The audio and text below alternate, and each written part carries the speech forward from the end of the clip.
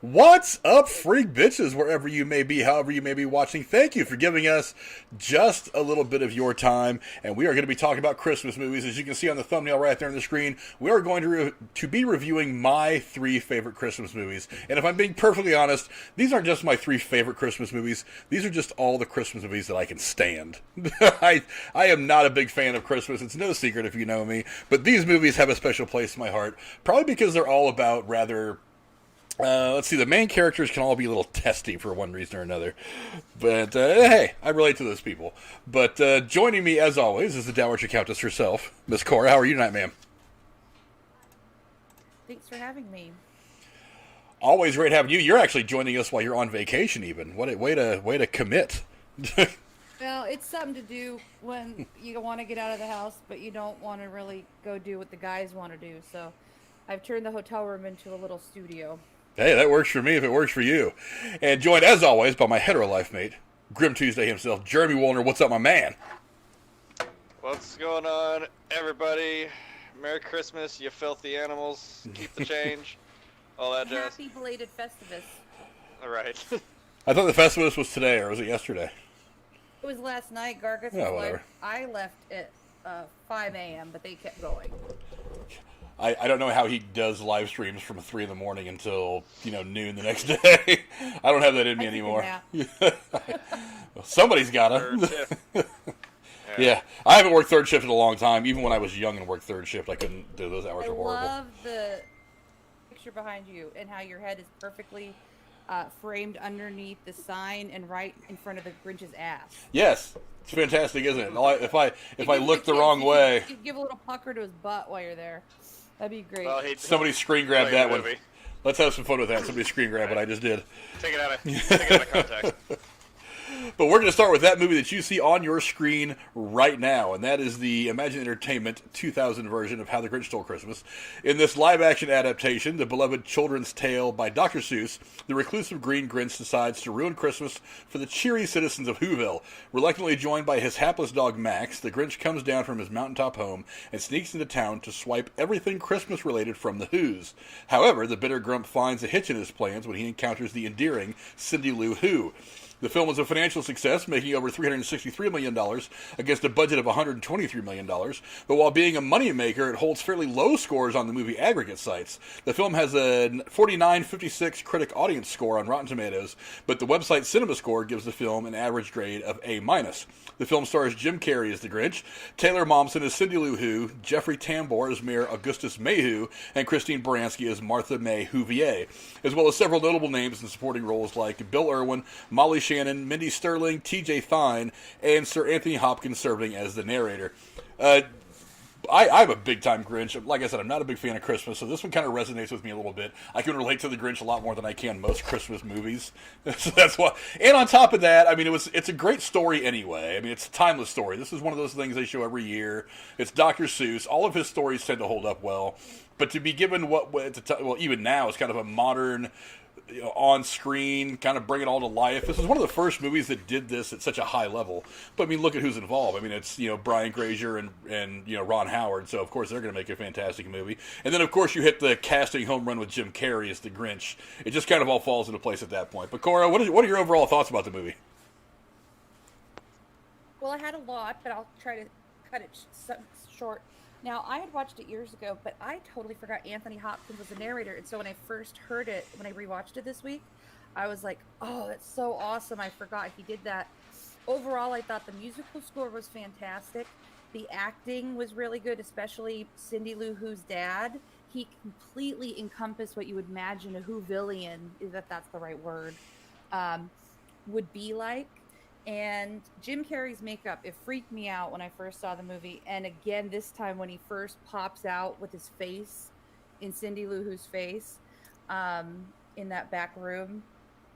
And I thought the Grinch character was a perfect balance of creepy and insecure and lonely, but pervy, because he would randomly have these moments that are very Jim Carrey that kind of carry over to all his roles, where, he's either talking to the camera or talking to himself or Max, and you're like, whoa, that's definitely adult jokes, and you hope the kids don't get it.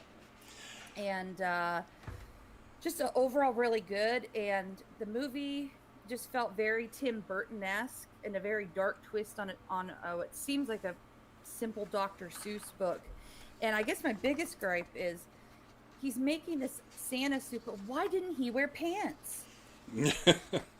I don't know. I mean, Donald Duck doesn't wear pants, and we still love him.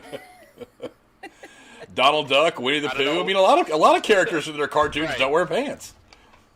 Right. I don't know. I don't know. Everybody else in Whoville had pants on though. I mean, Dresses. I get. I never paid attention. Maybe it's because he's got fur does everywhere, have- and yeah. He does have all that fur. he's so hairy you can't see what's underneath the fur. Sorry. And the only really disturbing scene was when he was in the mayor's house, and the mayor was sleeping, and he started making funny sounds, and he put the dog in the bed, and the dog made these bug eyes and is dragging his ass on the floor. Were they making a joke about like the mayor fucking the dog in his sleep or something? It was fucking weird. Well, I went back and watched it again. I'm like, either I have a really sick mind or they were making a funny joke. I think it's what you think it was. Oh, he was like, my God. well, he wasn't does. he dreaming about Martha May or something like that, and so Yeah. he was just like, "Oh, hey, I'm just gonna So he, casually sexually harass my dog." yeah, he also puts the dog's ass in the mayor of Whoville's face, which is pretty funny. Yeah. But yeah, but that's one of the hard things about this movie, though. And Garguts, if you're in the Discord, I mean, get it, jump into the link real quick and just let us know you're here. Yeah, I think it shows 4 people in there. But yeah, that's one of the hard things about. What's up? Is that you, Garguts? Hey. What's up, brother? I was, But- I was unwrapping my 24 Christmas Eve gift. You know what I'm saying? For dinner, Hell yeah, tamale. hell yeah! I got some enchiladas that are made right now, ready to go in the oven for tomorrow, baby. Ooh, that's better than tamales. But one of the hard things about making movies like this is you have to kind of walk that line with the comedy between the jokes that are definitely a little R-rated, but over the head of the kids enough to where they don't get it, but they hit the parents right in the face and keep them interested. Because if you don't, then what ends up happening is you get a movie that's very one-dimensional, and if parents don't like it, they're going to watch it once, and they're less likely to spend money on it when it comes out on DVD. So you have to walk this fine line, and just enough like double entendre or innuendo will kind of help kind of satisfy everybody when it comes to the comedy in the film. So they definitely walk the line in a few jokes here, and I thought they were all pretty good. The cinematography was really good, and the special effects, like at the end, you know, when he has that heroic moment when he saves Cindy Lou on the sled, and the sunrise. Even for being as old as it is, that was really good. It looked beautiful.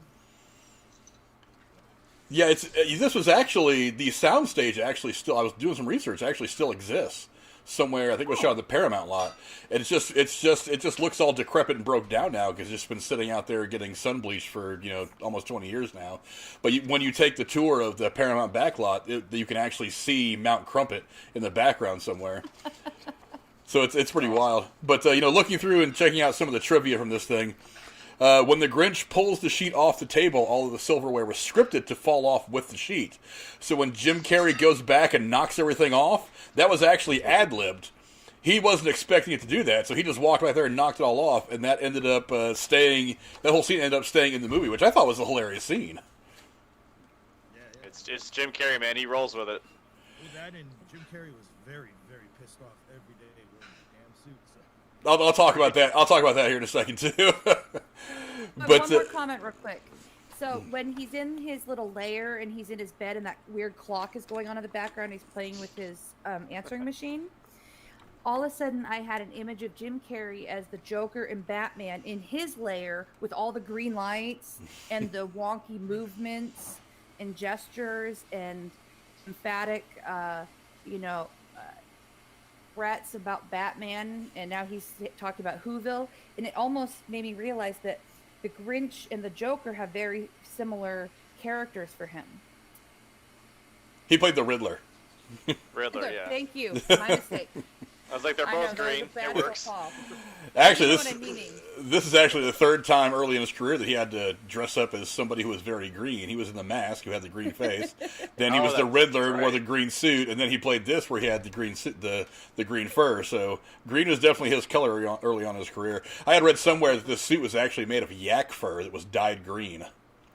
Oh, And I was like, Must where sound the so terrible. I was like, where the hell did That you even still get yak sounds fur? I know it does sound horrible. Well, the next thing I looked at is when the Grinch first arrives at Whoville as a baby, he looks through the window at a party.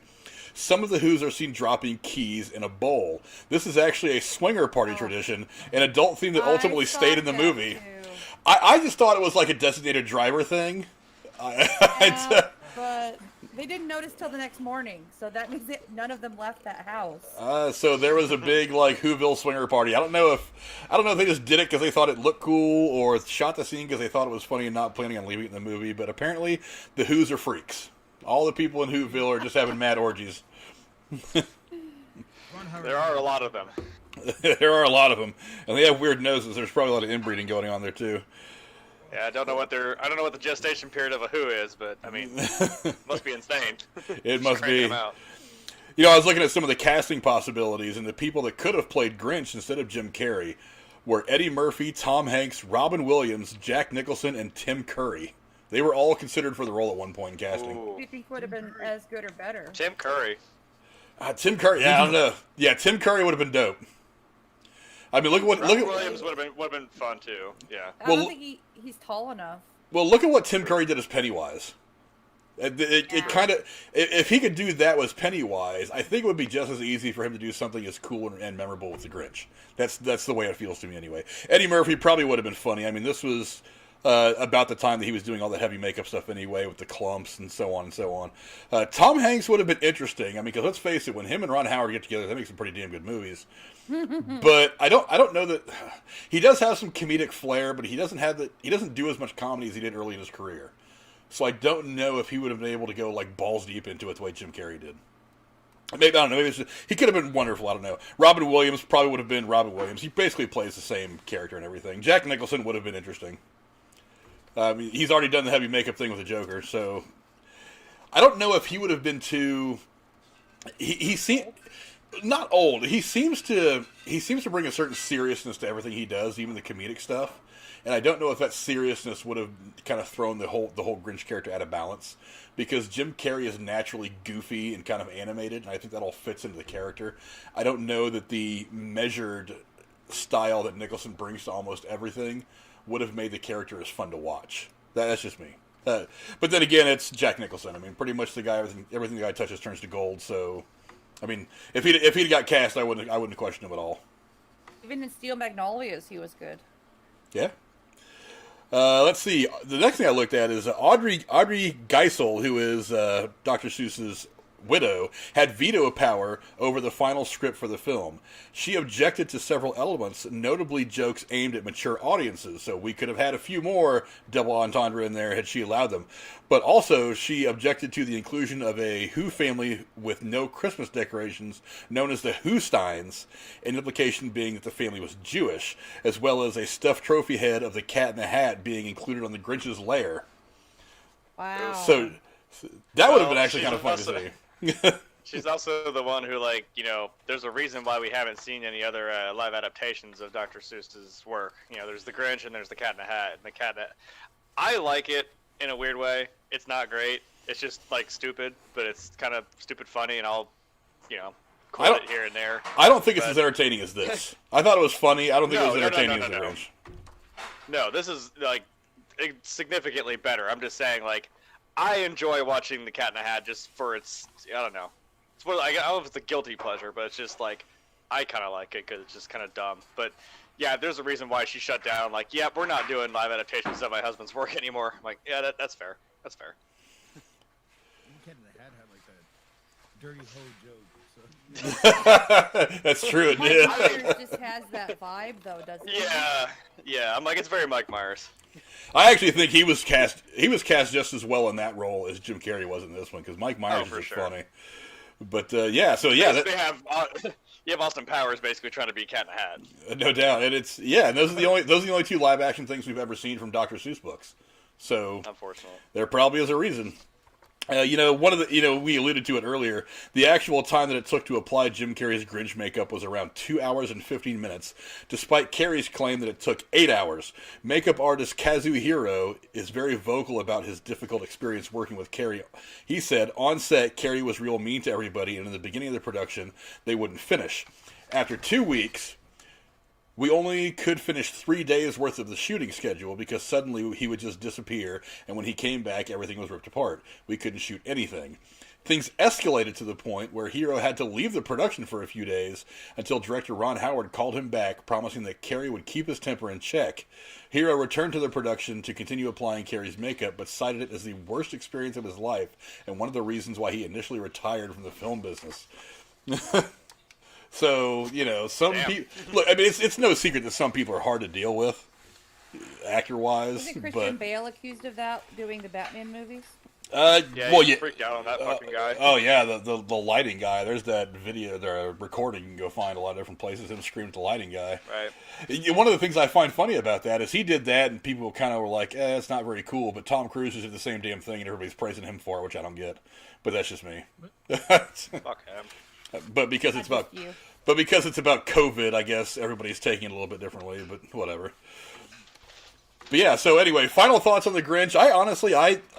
Look, Ron Howard makes great movies. It doesn't seem like the source material matters. He just has a way of just creating great cinema. So it seems like having him do something like this was actually the perfect idea, despite the fact that he was one of, I think, 3 different people that actually made a movie pitch to Dr. Seuss's widow about making this. One of them was I think Tim Burton. Oh, that would have been fun. And she turned Tim Burton down. Well, because Tim Burton wanted to do a Tim Burton film. He wanted it to be very dark. Oh, I know. Very weird. I know. Aspects to it, though. A few, yeah. But Tim Burton's movies are natural. He's just a very dark filmmaker. And for some things, it lends itself very, very well to the story. This being a Christmassy thing, even though the Grinch is kind of a really negative kind of character, I don't know how somebody like Tim Burton could have shepherded him to the conclusion of a happy ending without it always being a little too dark. He could have shot for the Grinch Halloween special. He could have, but I think but he had already done a movie like this basically anyway. It was just a few years before this. He did The Nightmare Before Christmas.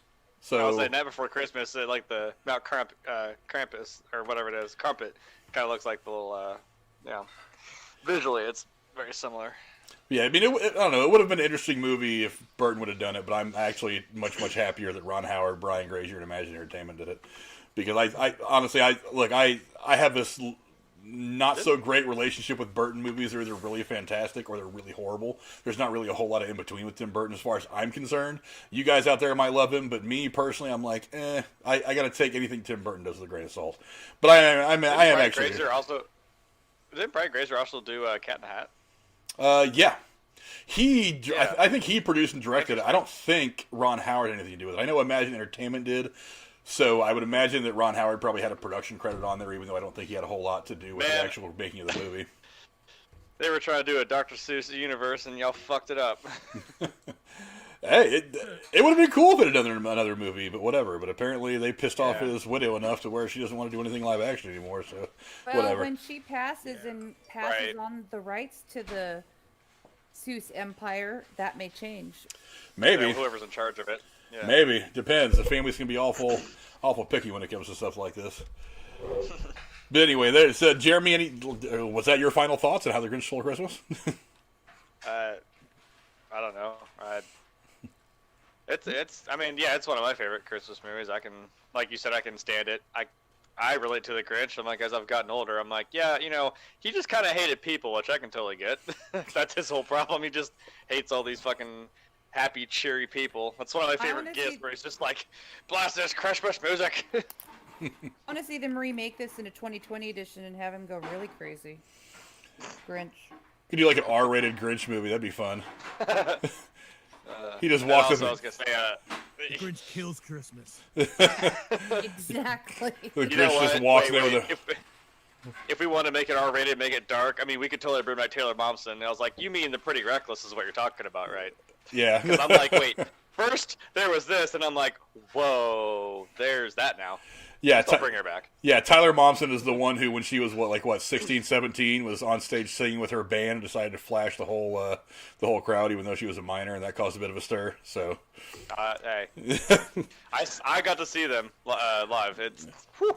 I was like, that's Cindy Lou Who? What the fuck? Let's just say that she grew into her nose.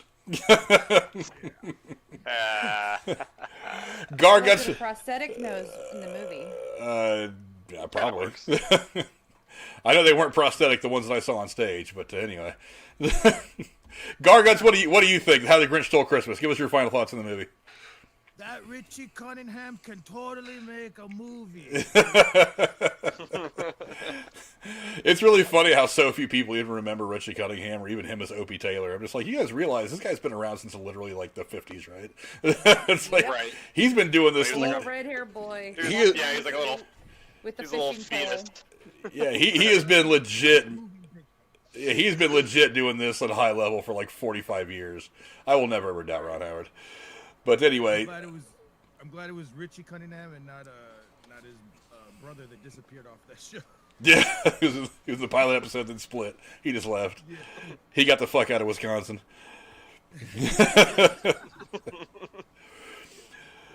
But yeah, go check out how the. Great fucking movie. Like I remember I went to go see it. Me and my friends were like, "Fuck it, Grinch is coming out. Want to go skip school and see it? Fuck it." We went to go fucking watch it. I was like, it's alright. But I noticed a lot of like adult jokes like that, like the bowl, he's in the bowl stuff. I've never seen that in another movie. And it being a swinger party, so I was like, what the fuck am I watching right here? This is a weird. Yes. So I remember that from back then. That's crazy that you brought that up. Kind of slipped my mind right now. But, Because I was like a kid when this came out. I never remembered that kind of things. And like when I saw it, more recently, I'm like, oh, okay, see, now I get it. The kids don't know, but we know. I was in high school when I saw this. Yeah, we already knew it was going down. Right. I didn't get it, but I'm glad you guys did. But anyway, go check out How the Grinch Stole Christmas. You can find it. What is it on? I think it's on Disney Plus right now. It's probably on most of the streaming services for holidays. So go check out Disney Plus. Now the next movie is absolutely it's really really close. It's a toss up between these next two movies as to which one is my favorite. Now, the first one we're going to talk about is National Lampoon's Christmas Vacation.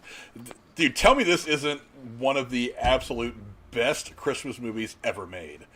And this is one of the things that makes me wonder exactly what you make a Christmas movie, or what you would call a Christmas movie.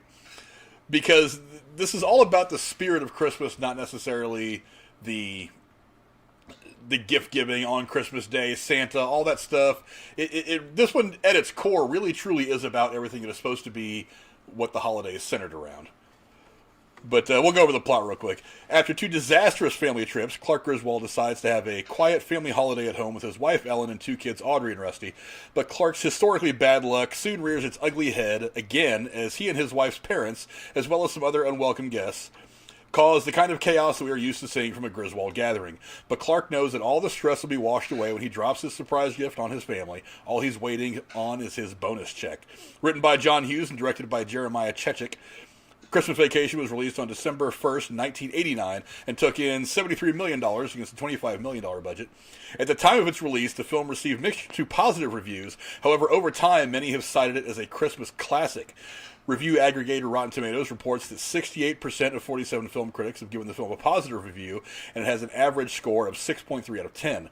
The film stars Chevy Chase as Clark W. Sparky Griswold Jr., Beverly D'Angelo as his wife Ellen Griswold, Juliette Lewis and Jonathan Galecki take their turns, a very young Juliette Lewis and Jonathan Galecki, by the way, as Audrey and Russ Griswold. The film also boasts several largely legendary names in supporting roles. John Randolph and Diane Ladd play Clark's mother and father, respectively. E.G. Marshall and Doris Roberts star as Ellen's father and mother. Randy Quaid and Miriam Flynn return as Cousin Eddie and his wife Catherine, and Brian Doyle Murray stars as Frank Shirley, Clark's boss. The film also stars TV comedic legends William Hickey, I always pronounce his name wrong, and in her final film role, Meg Questel as Clark's aging Uncle Lewis and Aunt Bethany. It's just this whole movie from start to finish is just damn fantastic. How do you ever spend a Christmas and not watch this movie at least once?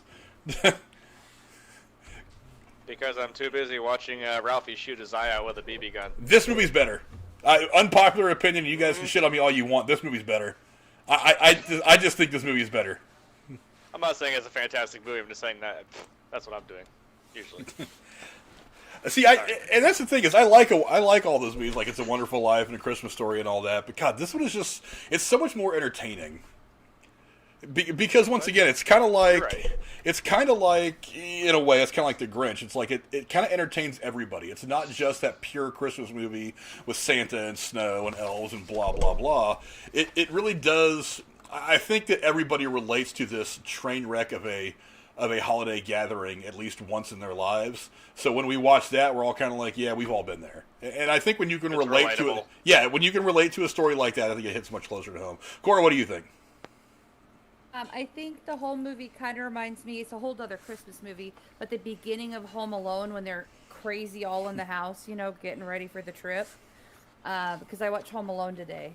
But anyways, this is one of my top 10 childhood movies, and I could watch it every month for the rest of my life and still love it. My favorite character was his grandmother, and she brought her cat in the box. Yeah. And the sequence of the tree, and then the cat under the chair and everything blowing up, and the cat dying under the chair, being electrocuted. That sequence, I just crack up every time. And this movie is comedy gold through and through. And I don't care how old or young you are, this movie will always, in my opinion, be relevant in, portraying just family life in America. Like I said, it's much more relatable. Fantastic. Yeah, it's much more relatable. Gargants, you've seen this movie. I know you have. Oh, yeah, dude. Anything Chevy Chase, dude, and fucking ladders involved, count me in. I just know somehow that ladder, he's going to go up it and just fall on his ass, dude. He's probably the original fucking TLC match, like the person who invented that shit. Jeff Hardy probably saw him and said, that's a play. But, dude, when he's had enough, dude, and he fucking freaks out, and he does that rant. Oh God, yes. Yes, that's like. I was like, see, I'll give you that. I feel that. That is one of the top 10 moments in all movies when he snaps off like that. I think it's fantastic. I mean, it's been duplicated many times from other movies and stuff. I mean, there's probably already another duplication, but just one of these rants that just.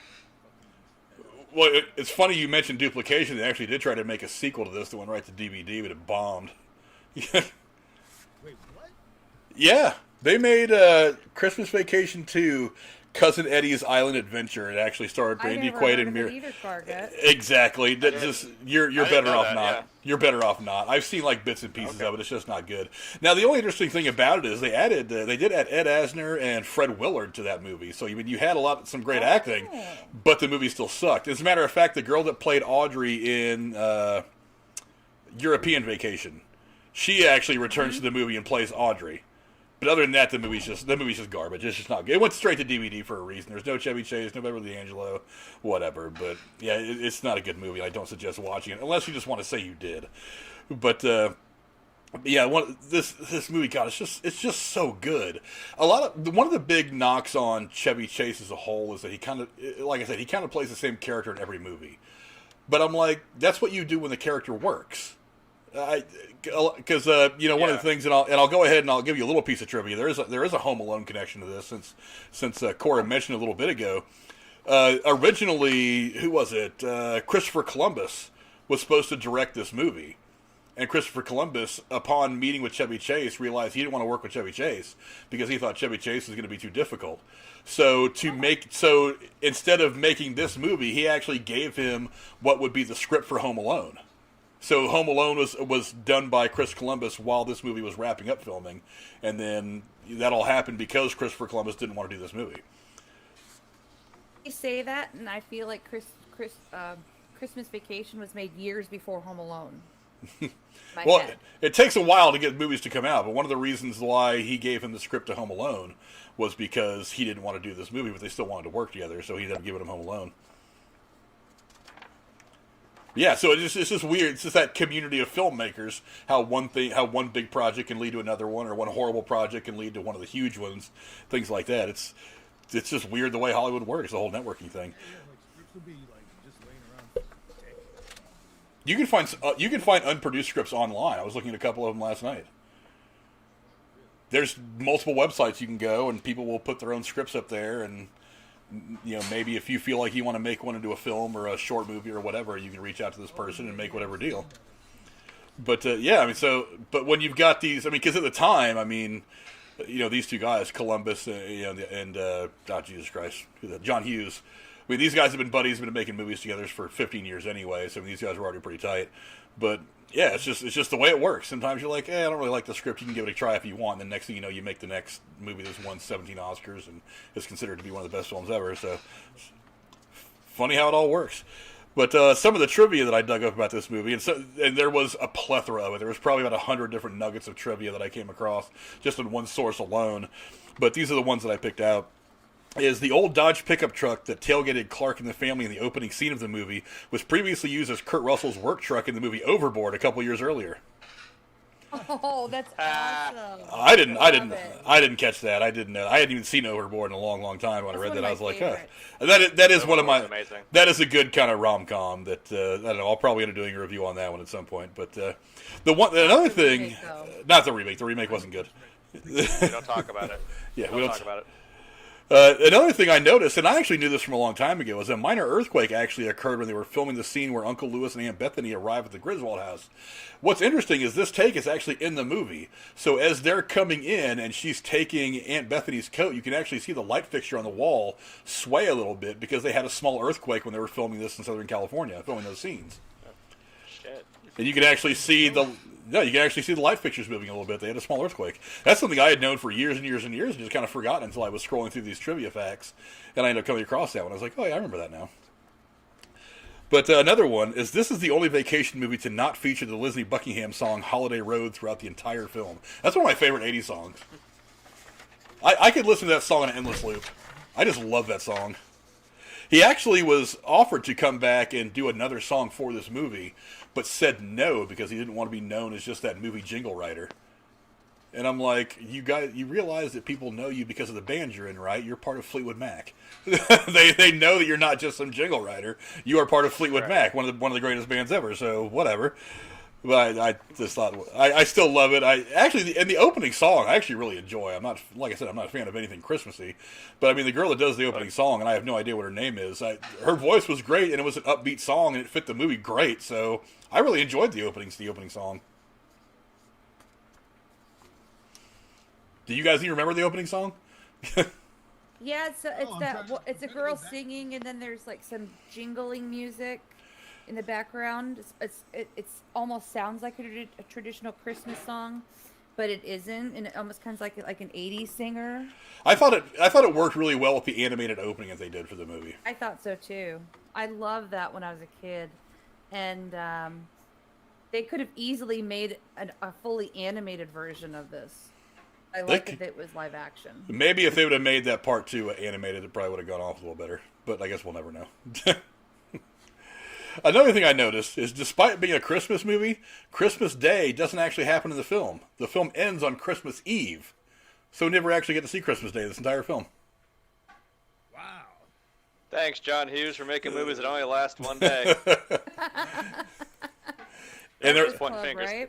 and they're all they're all based in Shermer, Illinois. Don't forget that. 16 candles, shit like that. We'd live like fat rats if we were the blunt hookup in Shermer, Illinois. Also, and I mentioned it earlier, this is the only vacation film in which the family does not travel anywhere except the opening scenes where they go to get the Christmas tree. Every other vacation movie has taken place with them on the road. That's true. Well, it's just part of the series. It was vacation for the relatives to come. His house. It's role reversal. If I were him, I would rather them vacated somewhere else. Next time, go to the islands, okay? You know, one of the funny things is Beverly D'Angelo improvised grabbing Chevy Chase's crotch when the SWAT team holds up the house. She later said that she did it on only one take on the off chance that it would make the film's final cut, which it did. Did you guys even know what I'm talking about? It's such a subtle scene, but it's one of those things that you have to look really hard to catch him in a lot of Chevy Chase movies, because he does this subtle stuff all the time. He'll look at his wrist to check the time. There's no watch on his wrist. It's just one of those funny sight gags. But it's one of those, so like the whole time where she like reaches out to shake the guy's hand after he introduced, she takes her hand off of Chevy Chase's dick, shakes the hand, and it goes right back on his dick. She said she did that for one take and ended up staying in the film, which I think is absolutely fucking hilarious. Can you imagine having to stand there, just like with your hands up, perfectly still, while some chick's is grabbing your dick? I don't know if I could do it, but I think Chad liked it. He didn't mind. Yeah, I don't think he had I have a hard time trying to play a video game and concentrate while someone's touching my dick. So it's I understand. Well, tell Try to Zach. sit fucking still. Tell Zach to keep his hands to himself. You know, But he just can't help himself. one of the fun things about Chevy Chase though in some of these movies is his subtle humor. And that's one of those things where they don't make a big spectacle out of the fact that it happens. It just happens. It happens really quickly, and if you see it, you're like, wait a minute, what the fuck? And it's the kind of thing that you laugh about for several minutes and end up missing everything that comes next and have to watch the movie over again. That's the best part. Now another thing is, Cora mentioned earlier the scene where they gift wrap the cat and bring it in. The scene where the cat bites the Christmas light cords and gets electrocuted was nearly cut from the movie. Prior to the first test screening, the studio executives wanted the scene taken out, fearing that it might offend some viewers. But one of the producers begged them to leave the scene in, and they eventually gave in on his request. After the first test screening, the audience scored the cat electrocution scene as their #1 favorite scene throughout the entire movie. Which exactly. And it wasn't just that; it was the grandpa sitting there with a cigar, not realizing what the fuck just happened. That is so cool. Actually, some interesting things about those actors is which one was it? Mae Questel. Do you guys know who that lady is, or was? Sounds as it were? familiar. She was the voice of Betty Boop. What? She from the very beginning, she was the voice of Betty Boop. The OG. She was Betty Boop. Oh, shit. She also was the voice of Olive Oyl back in the 30s and 40s when during the Popeye cartoon. Fuck. So she had done voice work forever. And she didn't really start doing she didn't start doing on-screen stuff until she was deep into her 60s. And even then she did mostly commercials and stuff, but she was always Betty Boop. And they actually got her out of retirement to do the voice of Betty. I'm looking at a picture of her. She looks just like Betty Boop. She does. They actually brought her. She actually agreed to come out of retirement to do the voice of Betty Boop in Who Framed Roger Rabbit, because when he goes into the bar and Betty Boop is the one waiting tables, that's her voice. Yeah. She had done that in a bunch of other commercials, but she was Betty Boop. That adds a lot more weight to that, because she's like, yeah, it's I still got it. I'm like, great. Agreed. That's fucking cool. Yeah, and Hickey, he was also a big time comedic actor in the 50s and 60s. I thought he had actually gone back to vaudeville, but I guess he's not quite that old. But he had done all kinds of stuff. Like they had actually, originally they had tried to get George Burns to play this role. Yes, I like the way they did it. When they first started to conceptualize this movie, they had thought about getting George Burns to come do the role, but I think he had ended up dying. I think while they were trying to get the movie together, I think is when he ended up passing away. But or maybe shortly thereafter, I forget. I know it was, as I recall in my head, it was somewhere close to the time. But that's kind of what they were going for. That couple was kind of a George and Gracie kind of feel, and I think they nailed it. But yeah, I mean that just goes to show, when you want two old people to be awesome old people, you go find these two old people. You go find the best. I wish they would have had part of another one of the movies of them actually visiting these people in their home and getting more of a story about these people. Yeah, that's just one thing. Like when you really dig into the history of some of the actors and stuff like that, was really interesting. They actually had Betty Boop in the movie. And a lot of people see that and don't realize it. You just think it's some old lady, but no, that was Betty Boop, son. That was the one and only Betty Boop. But anyway, closing thoughts on National Lampoon's Christmas Vacation. Cora, what do you think? Cult classic. I love it. And anybody I know who hasn't seen it, I've done this 10 times. I've bought them the DVD. I'm gonna keep doing that the rest of my life. I bought this on Blu-ray. I don't buy a lot of physical media anymore. I tend to just download most of the movies now because I've got 200,000 DVDs anyway. Who the hell I needs hear more you. DVDs? But for gifts, kind of thing. No, for me, Yeah, I've got this on going forward, Blu-ray. I might have to start doing digital now. Yeah, this is for me. This is one of the movies I feel like I have to have a physical copy of so that I can watch it whenever. Because it may come and go from the streaming services or TV as the season passes on. I mean, they're probably not going to show this a lot during the summer. But every now and again, I'm just laying around my house on the 4th of July, and I'm like, I really want to watch National Lampoon's Christmas Vacation because it's They fucking might hilarious. get all SJW and delete scenes for streaming service ones, so you want a hard copy. Yes, that's true. That's true. They might do that. So, yeah, this is definitely one of the ones I have to have. Jeremy, what are some of your thoughts on this movie? Yeah, pretty much the same as everyone else said. It's a classic. It's something that, everybody should at least see once. And then, I mean, hey, you see it once, you're gonna want to fall into like seeing it over and over again. Like you said, it'd be 4th of July, and you're like, I want to watch Christmas Vacation. Yeah, it's another one of those relatable, like you just kind of, the chaoticness of fucking dealing with family and then dealing with Christmas all at once. And yeah, like I said, we all feel Clark's little meltdown there. Yeah, no doubt. No doubt. Garguts, what do you think? Give us some closing thoughts on this movie. When I was a kid, I grew up on it. It was just on TV. Then my parents had the VHS. I think like in 2003 or 4, I came across like a special edition DVD, and it had like the commentary on that.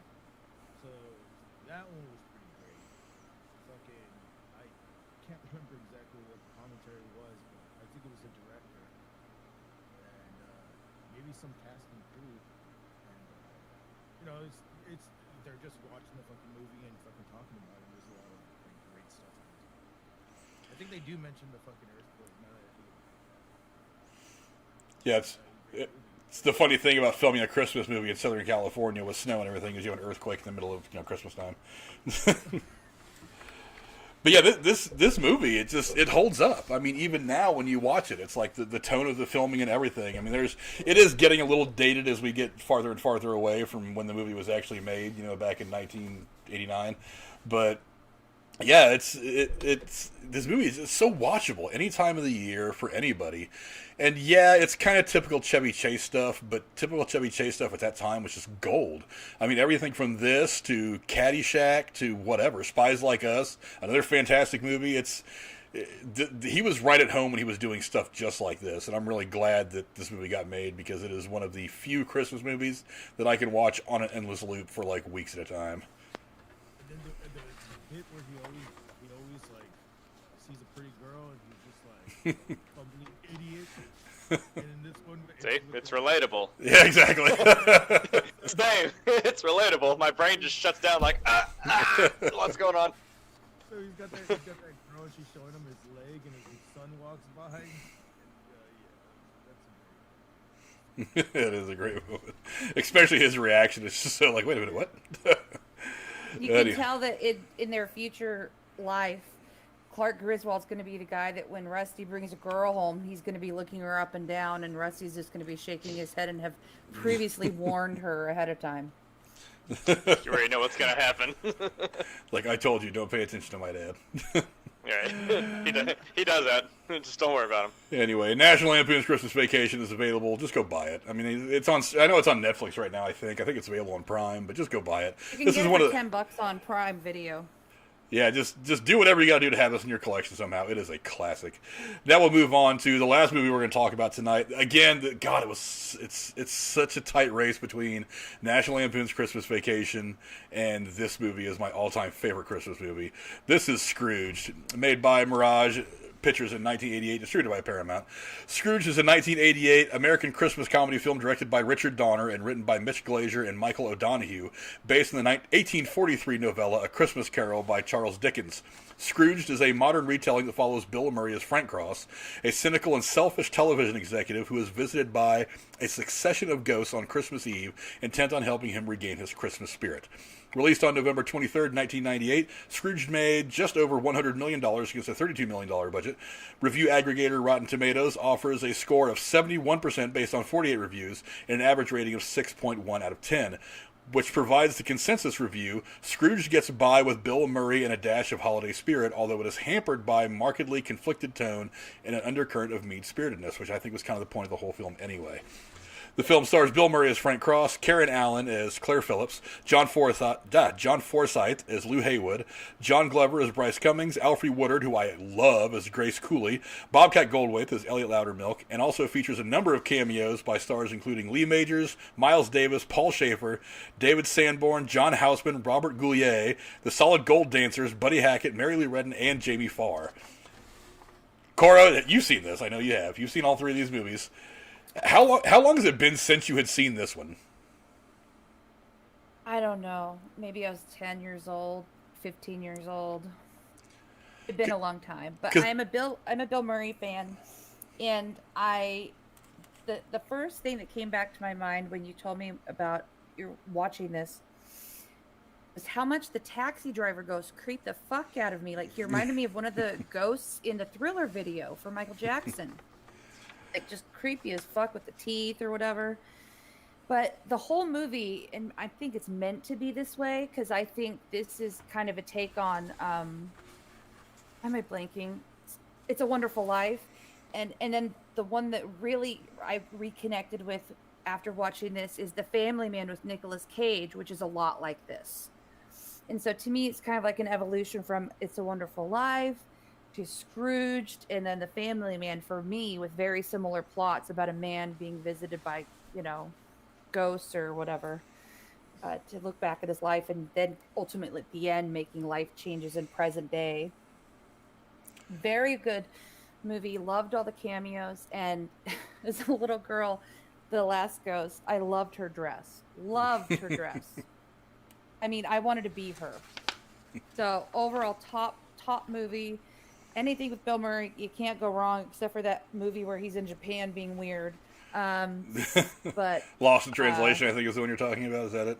Yeah, I think I was drunk when I watched it, and I just couldn't stomach it, or the alcohol, or both. I don't know. But top movie. I'm glad you made me rewatch it, and I plan on making it an annual thing now. So thank you, Frank. Anytime I can bring old movies back to the popular consciousness, I will do it, especially this one. Jeremy, haven't you and I sat and watched this movie together before? I can't remember. No, we have not. I think this might be the moment where I fall on my face, because I'm like, I may have seen this once before, but I mean, last time I watched Bill Murray with some ghosts, it wasn't this movie. Funny thing is, when I was looking through some trivia for this movie, I came to find out that this was the first movie that Bill Murray did after Ghostbusters, and that he had taken like a 4 year. Really? He had taken like a 4 years. That's cool trivia right there. Yeah, he had taken like a 4 year. Yeah, he had taken like a 4 year sabbatical from acting and was considering just giving up acting because he couldn't really find anything that he liked. And then this eventually came across the screen. As a matter of fact, they even played on that in the marketing. I remember because I was looking at some of the posters, and one of them was a poster that said something like, Bill Murray's back with the ghost, but not the way that you remember, or something like that. Just kind of playing off the Ghostbusters, or Bill Murray's dealing with ghosts again, or something like that. Just trying to play off the popularity of the Ghostbusters film at that point. Because this was before they had come out with Ghostbusters 2. So, yeah, they were definitely playing on that. Garguts, have you seen this movie?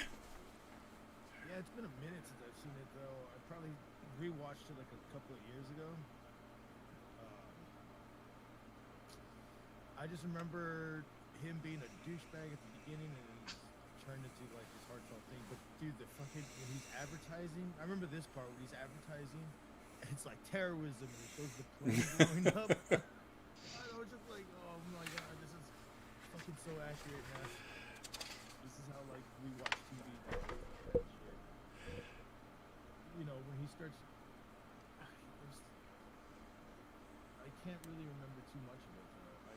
I just remember him drinking that beer with the homeless thing. That's part of what. He's like, trying not to fucking put his mouth on it. yeah, you mentioned that terrorism thing. I didn't put it in my my trivia. I just thought it was kind of interesting when they were talking about when he was showing his dark trailer for his thing. they had mentioned international terrorism. They almost pulled that out of the movie, or cut at least that little section of it, because while I think it was right before they had released the movie is when Pan Am Flight 103 was blown up over Lockerbie, Scotland by a terrorist. So they were kind of like, do we really want to just like, yeah, do we really want to do that? And they ended up leaving it in, and it didn't piss anybody off that I remember. And I didn't read anything about people boycotting the movie or anything, but they did wonder if they wanted to leave that in there, because I think it was towards the end of production that happened. So yeah, kind of a touchy subject. I mean, well, terrorism is always a touchy subject, and this was before 9/11. I mean. Terrorism was always a touchy subject. So yeah, kind of an interesting little thing that they were like, do we really want to go that route with all this? But whatever. They ended up leaving it in, and nobody got pissed. That's all that really matters. But some of the trivia, and believe it or not, there was a lot of negative trivia about people that were involved with the production of the film. The one in particular was one of the writers, Michael O'Donoghue, disavowed the film right before his death, stating that the script was much funnier than what ended up on screen, which I don't know if I can believe that, because I think this movie is hilarious on its own. He said, "We wrote a fucking masterpiece. We wrote It Happened One Night," which is a film from 1934. "We wrote a story that could make you laugh and cry. You would have wanted to share it with your grandchildren every fucking Christmas for the next 100 years. The finished film," get this is a direct quote from him, "the finished film was a piece of unadulterated, unmitigated shit." And this is from the guy who wrote the damn movie.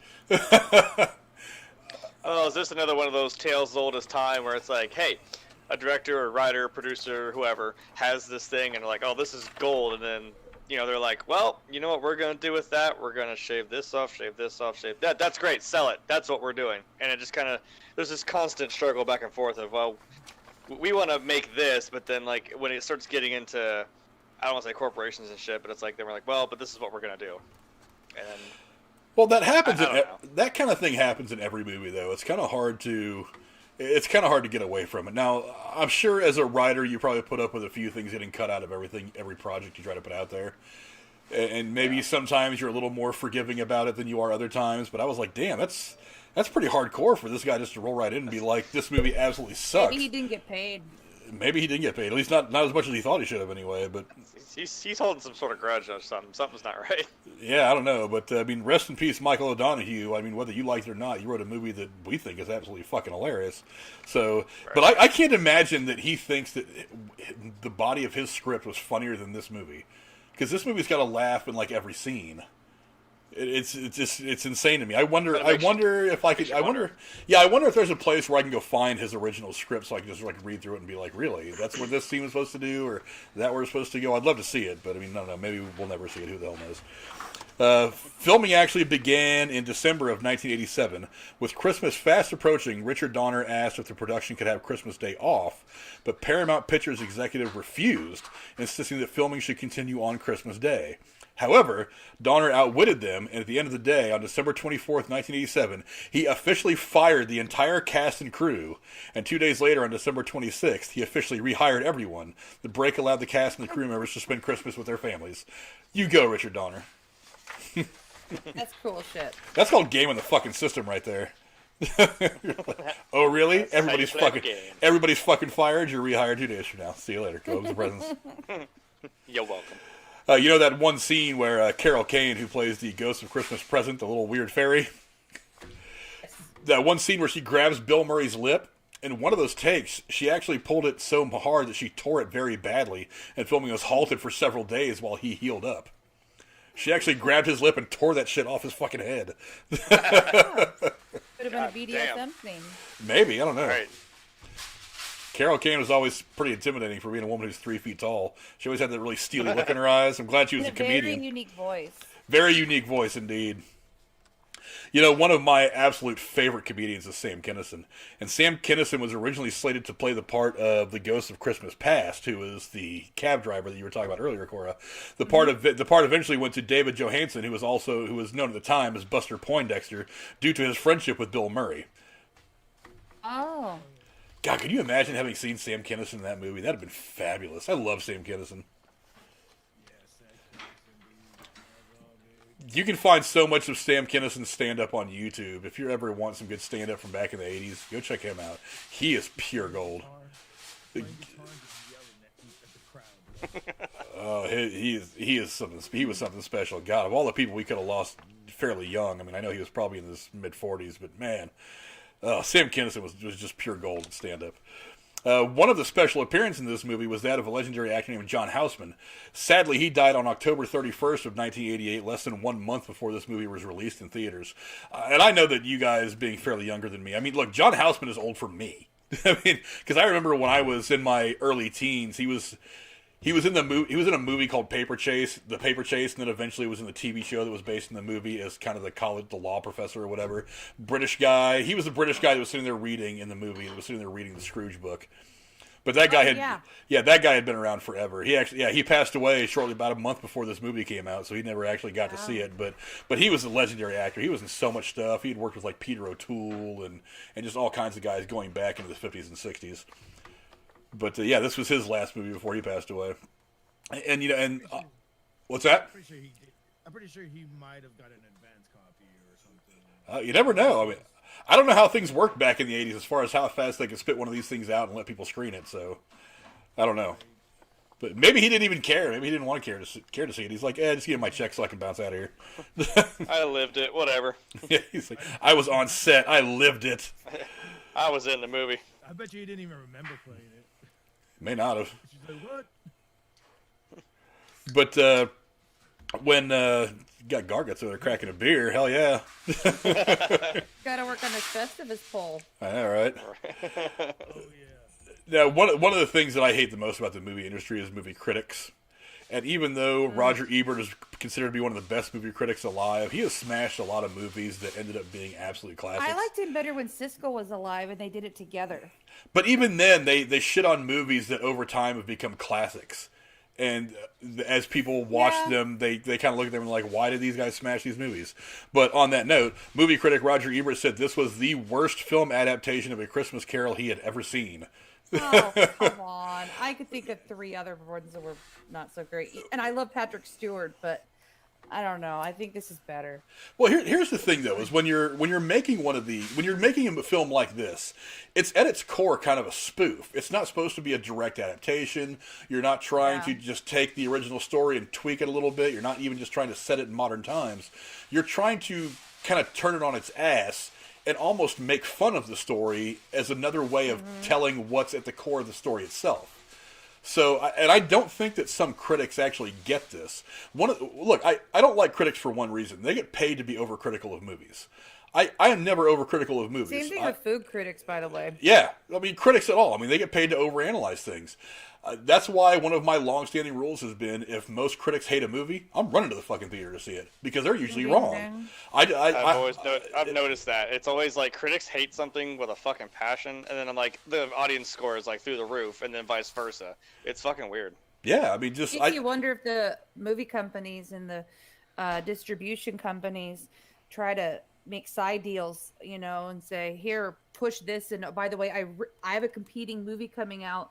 Or someone else has a competing movie coming out the week mine premieres. Trash that one. That has happened. They actually have created laws to prevent things like that because it has happened in the past. But that's one of the reasons why movie production companies don't own theaters anymore, like they did back in the 30s and 40s. There was something called I think it was the Paramount Accords. I think they actually named the law the Paramount Accords. But anyway, that's another story for another day. But yeah, I mean, these movie critics, they get paid to overanalyze things. As long as I'm entertained for a couple hours, I'm fine. As long as I don't feel like I sit fired at $20 to go see a movie, I'm happy. If it hits 2 or 3 of my key points, good show, worth all the money in the world, and I will go on YouTube and I will tell everybody the same thing about your movie. But if it sucks, it sucks. I'm gonna tell them that too. But yeah, I think that's one of the reasons why you haven't really seen anybody like Siskel and Ebert since Siskel and Ebert. I mean, because just wrote in the chat that he's referring to critics. They were wrong about Dude, Where's My Car? But that's exactly my point. It's like you can have a movie that's wildly entertaining, and the critics will smash it. But it's like, well, they're not watching it for the same reasons. Here's the problem: is critics go into every movie. Critics go into every movie wanting to see an Oscar-worthy performance. They want to see the next They want to see the next Citizen Kane.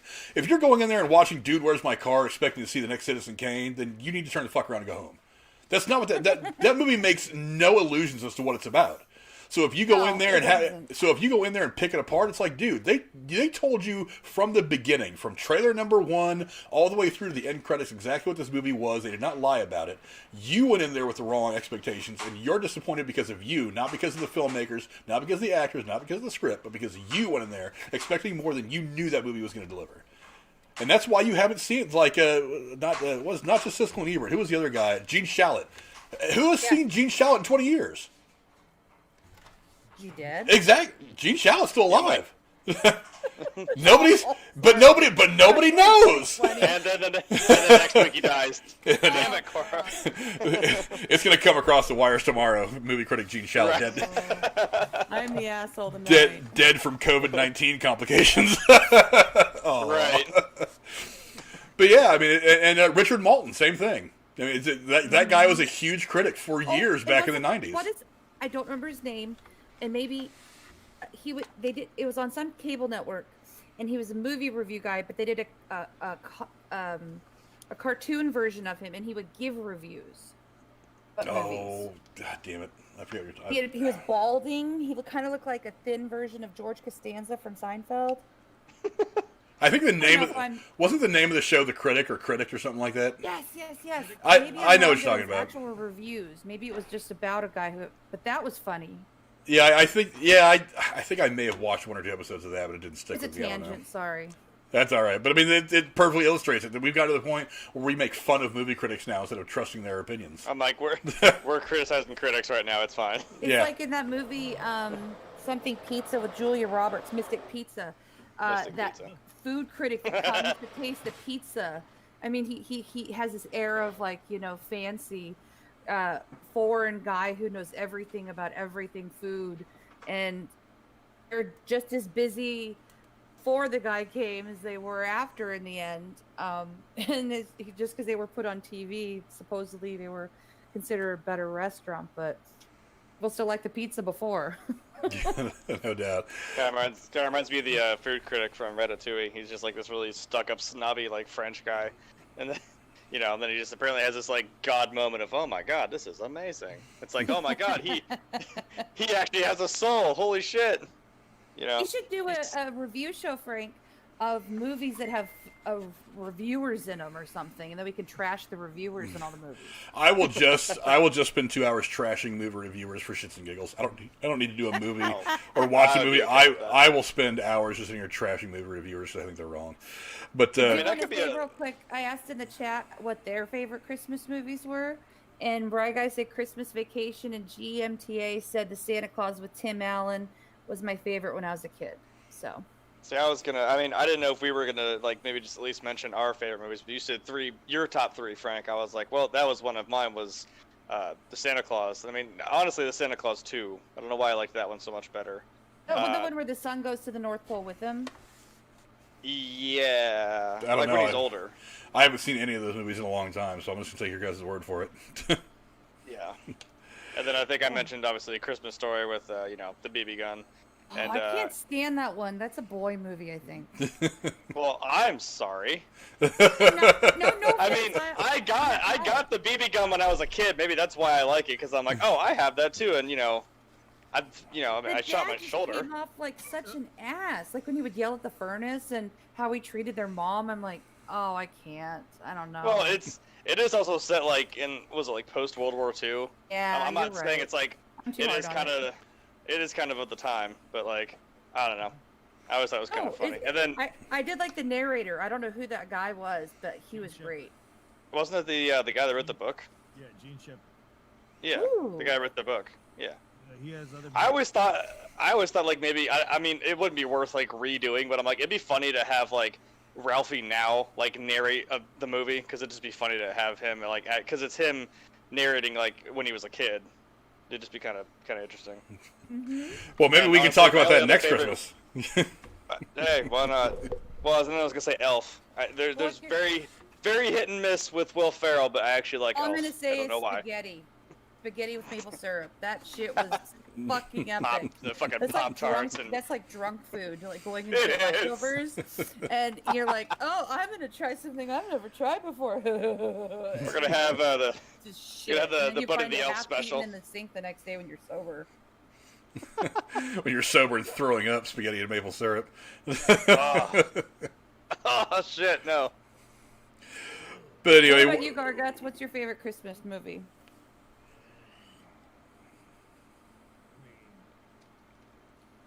I told everybody I like that movie Brazil. If you can count that as a Christmas movie. If we can count Die Hard as a Christmas movie, go ahead. I don't give a shit anymore. yeah, no doubt. Who cares? It's a Terry Gilliam film, and it stars Robert De Niro, and it's basically just kind of like this weird world that the government pays families money to kill whoever's name comes up in the system. What's it called again? Brazil. Oh, I'll have to look it up. Well, that sounds like That a great sounds Christmas interesting. movie, if anything does. Here's your $600 check. Go kill the Robinsons next door. Like what? It's like it's basically like they just kind of like zap his brain and he becomes like this. Is it from '85? Yeah, it's too many. Oh, cool. And I know Rick and Morty has stole a lot of fucking. They've pretty much just lifted their storyline and just put it in their universe. It's one of those weird movies. That's a great movie. And then if I want to go to like other Christmassy whatever, I don't know. I guess like we talk some great ones right now, but I remember that one. I'll Be Home for Christmas with Jonathan Taylor Thomas and Jessica Biel. Ooh. Jessica Biel. She's probably the only reason why I fucking watched that entire movie. That's probably the reason why anybody watches anything with Jessica Biel in it. Yeah. Let's just be honest, man. I didn't like the Texas Chainsaw Massacre remake, but Massacre. yeah, Half the well, half the chicks who watched Thor watched it for Thor. I mean, right? Goes both ways. They watch it with the sound off and just watch his rippling muscles. But I've got one more. I've got one more bit of trivia, and this might interest Jeremy because he is a big comic book fan, just like I am. When Frank crashes onto the stage after seeing Frozen Herman, the director Bryce calls him Joker. This is a reference to Bill Murray's tryout for the villain in the then unreleased Batman 1989 film. Bill Murray. Can you imagine Bill Murray as the Joker? That would have been interesting. No. I'm As much trying to, but look, he's a funny guy. But I'm like, I don't know. There's that, like I said with Jack Nicholson. There's just that edge where I'm like, yeah, you kind of have to have that joking edge, but also kind of like, oh crap, if this guy walked into a room, I'd be like, oh fuck, well, I'm gonna die now. If it'd be Bill Murray, I'd be like, get the fuck out of here, dude. You're great. I don't know if I could have seen Bill Murray in that role back in 1989. After seeing him do a few more serious turns in the years since then, I could probably buy it now. But back in 1989, it's like my Bill Murray was Ghostbusters, Stripes, things like that. I don't know if I could have seen him What about take too dark of a turn and really bought it the way that I bought it what's from it Jack called with Nicholson. Andy McDowell, the Clockwork Orange. Gopher movie? Caddyshack? Oh no, it's Groundhog's Day. Oh, That- okay. I like that one a lot Groundhog too. Day. Oh, that. Fuck, he wasn't even supposed to be there for Caddyshack. He was just like there for like a day, and he was just like fucking around. Is it Yeah. bad? I've never seen Caddyshack. The first one or the What? second one? Ever anything. Really? Ugh. I think you just offended Jeremy's sensibilities. How about I'll watch it before next week? You better watch it Alright. before next week. Jeremy's going to give you a quiz. Right. Well, my grandski prepared to become the master champion. That's in the hole. It's in the hole. That's in the hole. Me and Jeremy, I love that movie. quote that movie in everyday conversation on a scarily regular I basis. should watch it so I can follow better. Homework. What's this kind of hat? What are you doing? Eat soup out of it? Oh, it looks good on you. Nice hat. She came with a free bowl of soup. That's another one. That's another one. Is Rodney Dangerfield? Oh my God, he was so funny. Oh, he's great. I've been watching some of his stand up on Kiss of YouTube no lately. respect. Oh, GMT also said Bad Santa, The Nightmare Before, and A Very Harold and Kumar Christmas are more adult ones I watch. Bad Santa, I have to be honest. When I first watched it, that was one of the first movies that really opened up my shell of admitting that I like the dark humor in the world. And it That's what I live kind off of of. just made me feel okay to laugh at stuff that I thought it was unladylike to laugh at, and so that was kind of a liberating movie for me. Yeah, that movie is definitely out there. I actually thought about maybe doing that one too because I have that on DVD. But I was like, I'll stick with these three. These are my three favorites. Bad Can't Santa. eat ham sandwiches after that movie. I couldn't eat ham sandwiches or whatever for like that and Bridesmaids when they're eating sandwiches when they're trying to have sex at the end. Like, oh no, not having a sandwich for a while. That's horrible. Santa with muscles. Santa with muscles is Hulk Hogan. Was it Hulk Hogan? Yeah, brother. Did Hulk Hogan ever do anything outside of WWE that was good? A Rocky. Did he have? Thunder, was it that TV show? That was Did okay. he have like a TV? Yeah. That wasn't hateful. Yeah. I didn't watch it a whole lot, but it wasn't hateful. Or that movie Go. The movie Go was a really good one too. I know that's in Christmas Eve. So I was probably gonna watch that later on tonight. I don't know if you said that's in like '99. No Holds Barred wasn't bad, but I'd still much rather see I'd still much rather see him in the ring wrestling with WWF or WWE than doing any of his other side stuff. Man, he could have done that scene for Spider-Man. I mean, not that Macho Man Randy Savage wasn't awesome, but you know, it's kind of the joke of, hey, you're a wrestler, but also you're like this fake wrestler in a comic book movie. Well, listen, let's do some final thoughts real quick on Scrooge. Cora, what is your final thoughts on the film? Fantastic. It's now going to be an annual repeat in my life. It's just classic Bill Murray, especially from the 80s. Jeremy, what do you think? Yeah, I'm gonna have to watch it like again, you know, with a, you know, so I can watch it again, having recently seen it, and maybe, because again, I love Bill Murray too, like especially 80s Bill Murray. I can't really go wrong with Bill Murray ever. Yeah, you can't go wrong with Bill Murray ever. Gargus, what do you think about? Anything new? By the way, I know he did some streaming videos or interviews with one of the late night hosts during COVID from his dining room table, and it was a little weird, and he had the funny hat on. But is he done acting? Bill Murray? Yeah. I don't think he's officially retired, but I mean, at this point in his career, he can be really choosy. So if he doesn't want to actively do something, Yeah. he doesn't really have to. I think the last thing I saw him. Yeah, like there's that one with like the kids or the grandkids or some bullshit now, and I'm like, the last thing I saw him in was like The Dead Don't Die. I'm like, he's just being in a cheesy zombie movie with fucking Kylo Ren. I'm like, all right, whatever. I'm sorry, I don't care how bad it is. It's Bill Murray. I don't care. Well, and he was in Zombieland again as himself because I haven't seen that either, but it's on my list of movies I need to see. Oh wait, I'm a both big of them? Woody Harrelson fan. Oh my god, you're gonna kill my soul. You haven't seen either of those? You have to understand, Jeremy. I like movies. I watch a handful a year, but not to make a therapy session. But my ex-husband watched a ton of movies, and so after my divorce, I kind of just did the opposite of what I did in my marriage to try to kind of restart my life. I guess that's fair. And that was 10 years ago, the divorce. And so in the last 4 or 5 years, I've slowly worked back up to watching a lot of movies again. And in the last year, it's ramped up. So I'm catching up.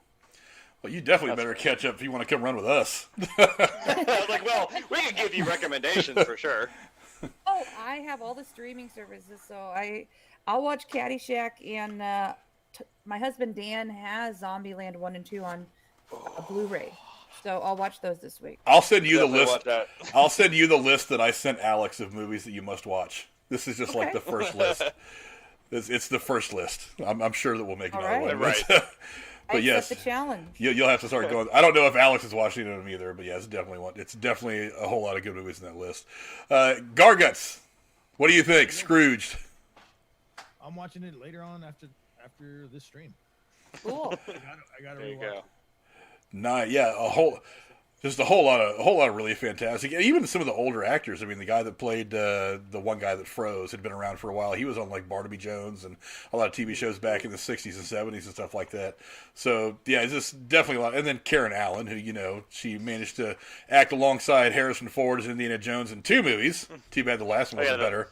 But yeah, she ended up. Yeah, she married. film. Yeah, she married Indiana Jones. She can't be all bad. In what movie? In the last one. Crystal Skull. What? Yeah, that movie. I'm sorry, I'm not familiar with this. It was the only scene in the movie worth watching. You remember that part? I love the No, I wedding don't. scene. No, I don't. I pushed it out. I don't care. Maybe it was a fever dream. Okay, Maybe I it don't was. know.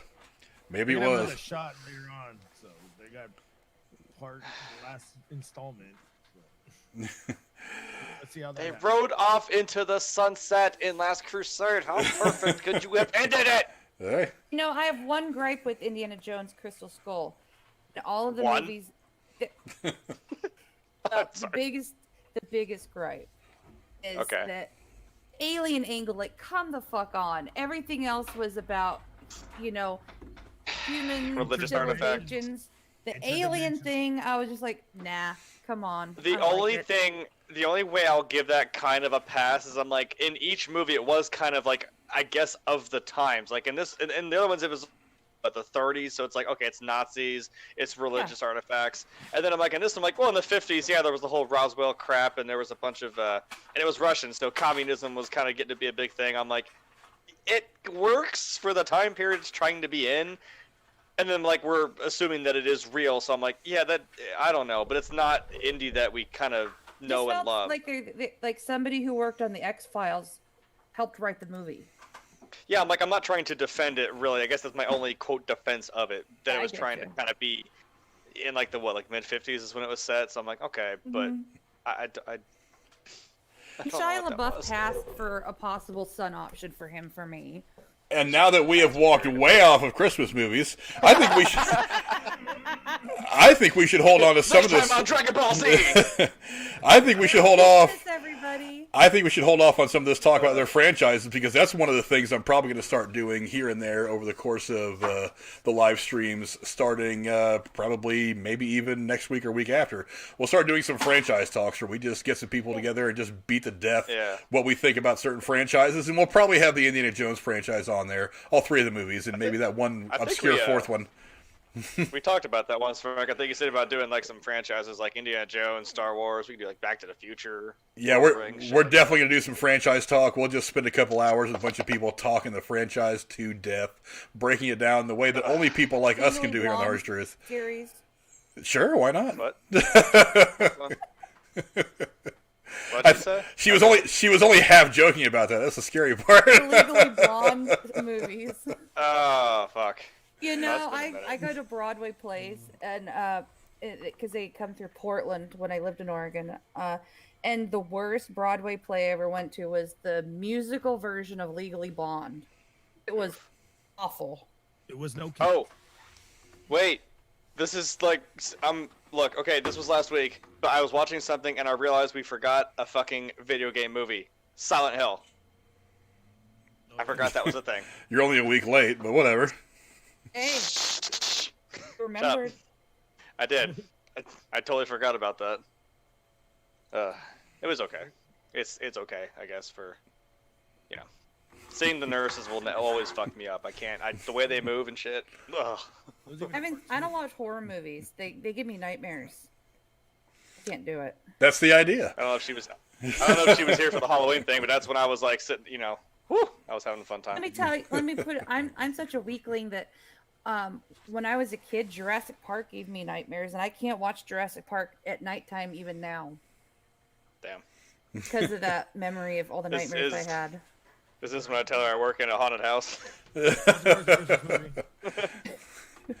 He dresses up as Like a he dresses up as a murderous person just for shits and giggles. I do. I saw some of Tommy and C's TikToks where when he did the haunted house thing. Well, you're one He of was the like three. some weird, creepy clown. Oh boy, that was creepy. So if it's worse than that, I probably would freak the fuck out. I chase people with a chainsaw. You mean Tommy? Turned on? You mean Tommy dresses up as somebody other than the Joker?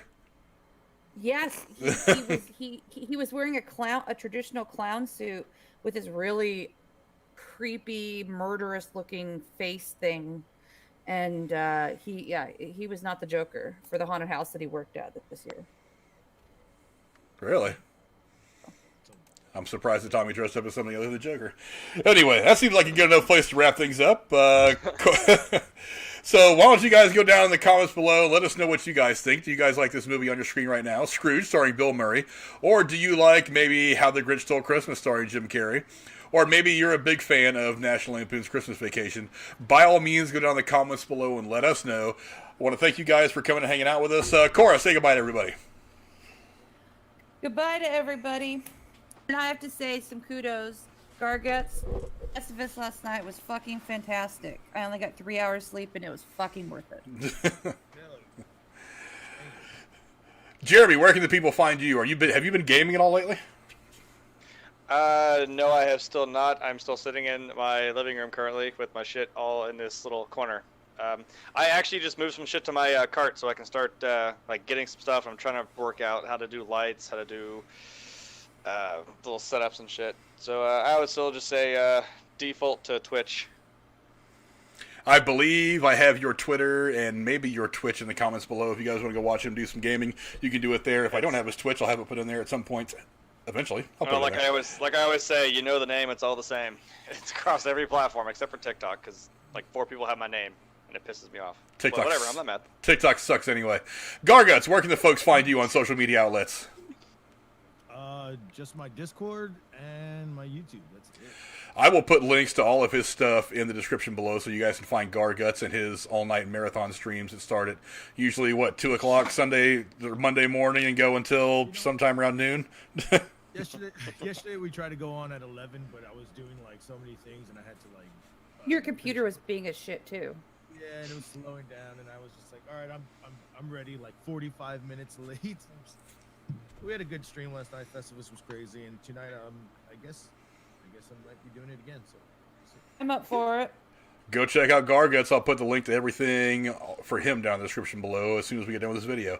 And as for me, I want to thank you guys for just coming around and hanging out. A bunch of really cool people in the chat today. Steve Callan, Cora, Bry Guy, TSS2 was on there. Garguts ended up making his way onto the call. Let's see. GMT, Randy Viper was in the chat. I didn't see him in there earlier. Who else in here? Gorilla stopped by. Yeah, so what's up to all you guys? Thanks for coming and checking us out. Another high-quality stream. We've been doing really good the last couple of weeks. A lot of it is because of my co-host, but also because of all you guys that have been coming out in the chat and giving us some love. Make sure you go and like this stuff before you bail, if you don't mind. That helps us out a lot. And we will see you guys later on. I hope you guys have a fantastic Christmas, that you spend a great time with your family. Don't forget your Patreon. And yeah, the Patreon. We'll do, yeah. Go check out the Patreon. The link's in the description below to that, too. If you guys get a chance to go do that for $5 a month, you can get $25 gift certificate to the theater of your choice. So hopefully once you guys all get vaccinated and theaters start to open and start showing movies again, you guys go see a movie on me. All you got to do is go join the Patreon for $5 a month, and that could happen